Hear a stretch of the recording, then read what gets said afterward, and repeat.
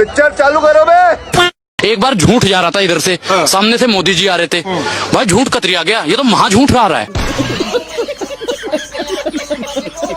देखिए मैडम, एक चीज बताइए कि जिसने 35 साल तक भीख मांगी हो, भरी जवानी में जो भीख मांग रहा हो, गजब बेइज्जती है।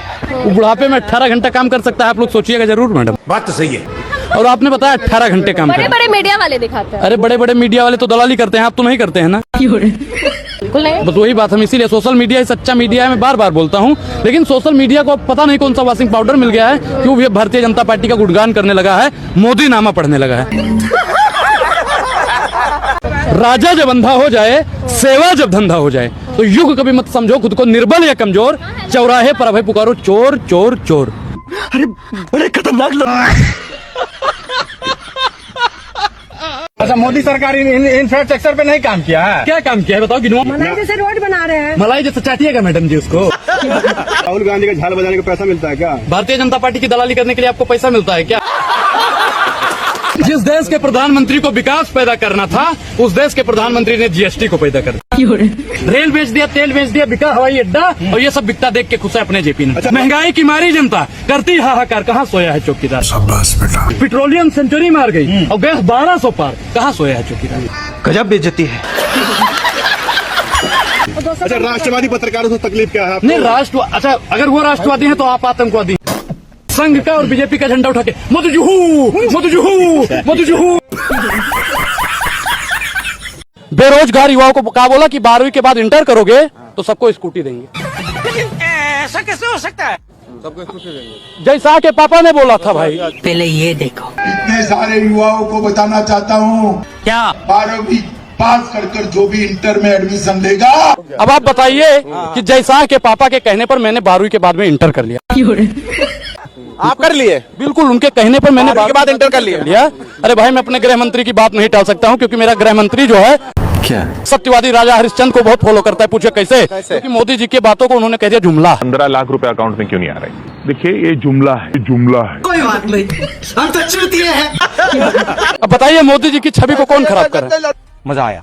अभी आप लोग कहते हो हिंदू खतरे में है, 20% मुसलमान है और हम खतरे में हैं, तो अखंड भारत बन जाएगा तो पाकिस्तान वाले भी आएंगे, बात तो सही है। बांग्लादेश वाले भी आएंगे, अफगानिस्तान वाले भी आएंगे, जितने देश है सबके मुसलमान आ जाएंगे। तो भैया हिंदू मूतना भी बंद कर देगा। अगर मूतेगा भी तो मुसलमानों से पूछ के तो हम तो बहुत खतरे में आ जाएंगे। भारत नहीं चाहिए क्या? भैया हमें अखंड भारत नहीं चाहिए। शाबाश बेटा। क्योंकि जो 20% को नहीं झेल पा रहा है वो 80% को झेल पाएगा नहीं। क्योंकि जैसे वर्तमान सरकार कह रही है ना, हिंदू खतरे में है, जब पूरे के पूरे मुसलमान आ जाएंगे तो हिंदू रसातल में चला जाएगा। आप लोग ही कहते हो कि हिंदू खतरे में है, फिर आप लोग ही कहते हो अखंड भारत बनाएंगे, हिंदू राष्ट्र बनाएंगे। कैसे? Good question. तो अखंड भारत के समर्थन में आपने भाई मैं नहीं मानता अखंड भारत बन ही नहीं सकता, हिंदू राष्ट्र बन ही नहीं सकता। क्या बात है सर, क्या बात है सर। इनकी तरह कोई फेकू जीवी थोड़ी है, विज्ञापन जीवी थोड़ी। 500 करोड़ से ज्यादा इन्होंने अपने विज्ञापन पे खर्च कर दिया, उतना हमारे पे खर्च कर देते तो 2 दिन इंडस्ट्री बन जाती, कम से कम करोड़ लोगों को रोजगार देते। बात तो सही है। अगर आप लोग वही दिखा देते ना तो ये 19 में मटिया मेट हो जाते, गुजरात चले जाते, वहाँ पे कहते भाइयों बहनों आलू लो, टमाटर लो, प्याज लो, लौकी लो, खीरा लो। अरे मोदी जी गरीबी नहीं हटाए, गरीबों को ही हटा दी। अफसोस इस बात का नहीं सर कि धर्म का धंधा हो रहा है, अफसोस तो इस बात का है कि पढ़ा लिखा भी अंधा हो रहा है। ऐसा प्रधानमंत्री लाओ जो गरीबों की बात करे। वो गरीबों की ही तो बात करते हैं। अरे भैया, उद्योगपतियों की फिर काहे जेब भर रहे हैं? आप लोगों ने ही 19 में उन्हें जिताया है और आप लोग भारत की बर्बादी का सबसे बड़ा कारण है। अरुणाचल में चीन भाग गया, खाली पैरों पीछे भाग गया। अच्छा, तो मोदी जी ने भगाया है? हेलमेट पहन के वहाँ पे लड़ने के लिए गए थे ये? मोदी जी ने भगाया है? अरे हमारी सेनाओं ने भगाया है भैया, मोदी जी ने भगाया है। कैसी बात करते हो आप लोग? शर्म नहीं आती मोदी जी की तारीफ करते हुए आपको?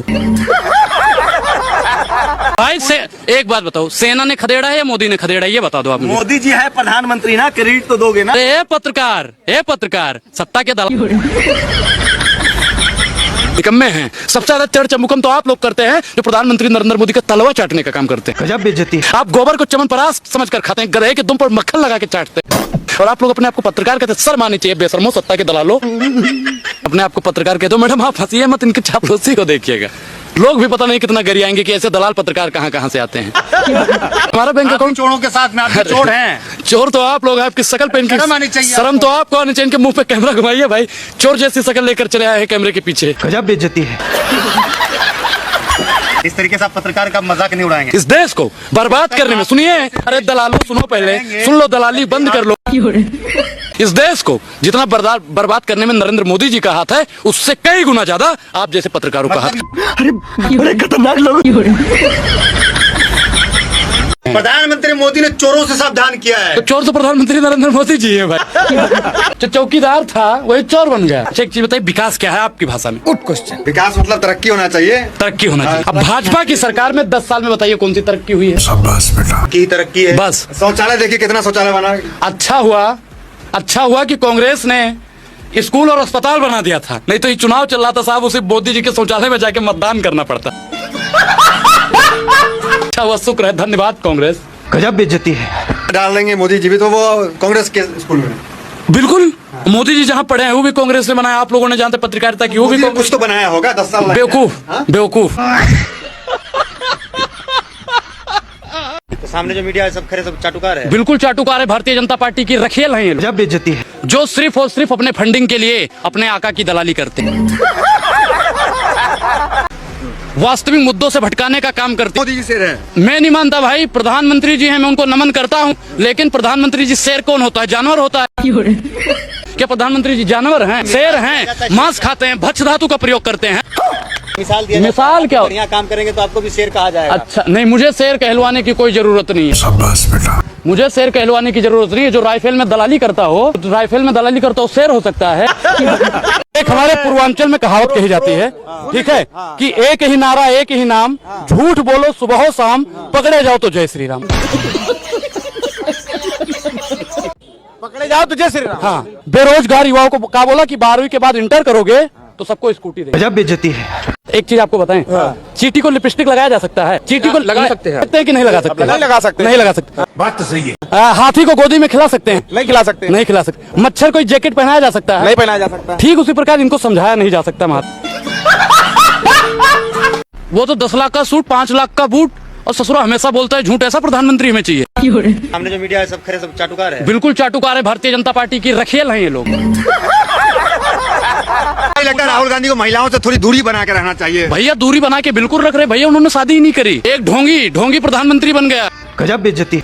भैया उसने अपनी पत्नी का त्याग कर दिया, जानबूझ के, जनता को दिखाने के लिए। अंदर कुछ भी करता हो हमें नहीं पता।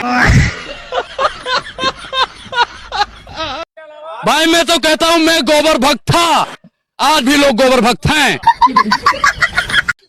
मैं जलील भक्त था, अब नहीं हूँ। शाबाश बेटा। आपके खाते में शाम को 5,000 रुपए आ जाएगा, हमको मालूम है। कैसे मालूम है? मेरे बिल्कुल, सत्ता की दलाली करते हो आप लोग। गजब बेइज्जती है। कौन देता है? गोदी सेठ देता है, गोदी सेठ करता है। आप नहीं चाहते हैं कि मोदी जी काम करें? मैं तो कहता हूँ मोदी जी काम करो और फेंकू जीवी बन जाओ। फेंक रहे हैं ना, बेच रहे हैं भारत को, खामोश में कैसे हो जाऊं? किसने कहा था? अभी पता चलेगा। वो बेच रहे हैं भारत को, खामोश में कैसे हो जाऊं? अच्छा, हाँ, मैंने कसम उठाई है, मैं देश नहीं बिकने दूंगा। सौगंध मुझे इस मिट्टी की। वाह, स्कूल नहीं बिकने नहीं दूंगा, मैं देश नहीं झुकने दूंगा, मैं देश नहीं बिकने दूंगा, LIC बिकी नहीं, देश को बर्बाद होने नहीं दूंगा। एयरपोर्ट बिका कि नहीं बिका? Good question. भारत माता की कसम खाओ, भारत माता की कसम खाओ। साधु संतों की सरकार, ब्राह्मणों की साधु संतों की सरकार ये नहीं है, ये सिर्फ और सिर्फ अपराधियों की सरकार है, भ्रष्टाचारियों की सरकार है, नक्सलवादियों की सरकार है, देशद्रोहियों की सरकार। गजब बेइज्जती है। महिलाओं को नोचने का काम करते हैं, महिलाओं को मारने का काम करते हैं, तो उस पे आप लोग कहे मौन हो जाते हो। आप लोगों के मुंह में दही जम जाता है। वर्तमान सरकार आप लोगों को दलाली करने के लिए यहाँ पे भेजती है। अरे बड़े खतरनाक लोग। किसके इशारों पर नाच रहा है? कौन इशारों पे नाच रहा है? पहले तो आपकी मीडिया ही इशारों पे नाच रही है। गजब बेइज्जती है। कौन नाम भैया- लेके बताओ, कौन एंकर इशारों पर नाच रहा है? एक की हिम्मत है नाम लेने की? अरे रूबिका सवाल पूछती है, चित्रा सवाल। अच्छा, वो अर्नब सवाल वो पूछता है। अभी मदद है भाई, अभी वो मदद है। आवड़ों की बात कर रहे हो, अंजना की, जो कहती है मेरा नाम अंजना ओम मोदी कश्यप है। सुनो पहले सुनो, सत्ता के दलालो, सत्ता के दलालो, सत्ता के दलालो, आप नहीं बोलोगे, पहले मैं बोलूंगा। गजब बेइज्जती है। ऐसे तो करते थे, मनमोहन के मुंह में ठूसते थे। और मोदी की हिम्मत नहीं है, हिम्मत है तो पूछ के दिखाओ ना, मोदी से 2 करोड़ रोजगार का। 2 करोड़ रोजगार दिया मोदी जी ने। किसको दिया भैया? आपको मिल गया? जनता को, देश को। किसको दे दिया बताओ? जनता को, युवाओं को, बेरोजगारों को। भैया हमें तो नहीं मिला भैया, हमने गृह मंत्री जी के हम अनुयायी हैं, उनके कहने पे 12वीं के बाद इंटर किया, फिर भी रोजगार नहीं मिला। इंटर कैसे होता है भैया? ये तो भैया हमारे गुरु जी ने कहा था, जो हमारे राजनीतिक गुरु हैं अमित शाह जी, उन्होंने कहा 12वीं के बाद इंटर करो। और हमारे बहुत साथी हैं जो पता नहीं कौन कौन सा इंटर कर चुके हैं उनके कहने पे। जितने भी चाटुकार पत्रकार हैं, अगर दलाली नहीं करेंगे तो पीटे जाएंगे। गजब बेइज्जती है। वो सब गुंडे थे। अच्छा गुंडे थे। हाँ। तो भैया देखो गुंडे ही मारेंगे। और जो पहले 2014 से पहले पत्रकारों को पीटते थे वो कौन से साधु संत? वो भी तो गुंडे ही थे। पत्रकार पिटते रहेंगे, अगर सरकार के खिलाफ बोलेंगे तो पिटेंगे, उससे तो भैया हम बोलेंगे तो हम भी पिटेंगे। क्या बात कर रहे हैं? मोदी हटाओ, देश बचाओ, देश का होगा बेड़ा पार। अंग्रेजों से ज्यादा किए भारतीय जनता पार्टी ने अत्याचार। अंग्रेजों की इतनी बड़ी फौज थी, उनसे अकेला गांधी लड़ता रहा। WhatsApp university. ये भैया पढ़े लिखे बहुत है। अंग्रेज की फौज में कौन कौन हुआ करता था? अभी बता दे भाई। अंग्रेजों की फौज में दलाल लोग रहते थे, संघी लोग रहते थे, भारतीय जनता पार्टी के चाटुकार लोग रहते थे। हमने आजादी में भाग लिया, वो आजादी से भाग लिया। हमने आजादी में भाग लिया, वो आजादी से भाग लिया। दलित समाज से हैं। कौन? बड़ा राहुल गांधी की। मैं भाई हिंदू हूँ, मैं हिंदू हूँ। कंधे से बड़ी छाती नहीं होती, हिंदू से बड़ी जाति नहीं होती। मैं नहीं मानता दलित सब समानता भारत में। भेदभाव कर दिया। कैसे? अपने आप को बहुत ऊंचा दिखा दिया ना। अच्छा, मैंने कहा कंधे से बड़ी छाती नहीं होती और हिंदू से बड़ी कोई जाति नहीं होती।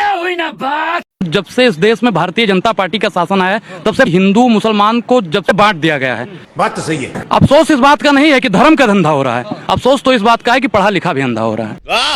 भाजपा वाला जब से आया तब से राम पे राजनीति कर रहा है। मंदिर मस्जिद बने न बिगड़े, सोन चिड़ैया बनी रहे और देश के जनता भाड़ में जाए, अपन कुर्ती बची रही। भारतीय जनता पार्टी की राजनीति है। क्या बात है सर, क्या बात है सर। न हिंदू खतरे में है, न मुसलमान खतरे में है, सिर्फ और सिर्फ भारतीय जनता पार्टी की दुकान खतरे में है। गजब बेइज्जती है। जो अंधभक्त हो गए हैं ना, अब मच्छर को जैकेट पहनाया जा सकता है? नहीं पहना जा सकता है? नहीं, मच्छर को जैकेट नहीं पहनाया जा सकता। आर्यन भाई आप बताइए कि हाथी को गोदी में खिलाया जा सकता है? नहीं खिलाया जाता। चींटी को लिपस्टिक लगाया जा सकता है? नहीं लगाया जा सकता। ठीक उसी प्रकार अंधभक्त हैं जिनको समझाया नहीं जाता है। जिस दिन हिंदू की जो अंधभक्त हो समझ गया ना कि रोजगार जरूरी है, शिक्षा जरूरी है, स्वास्थ्य जरूरी है, उस दिन देश से भारतीय जनता पार्टी का नामो निशान मिट जाएगा।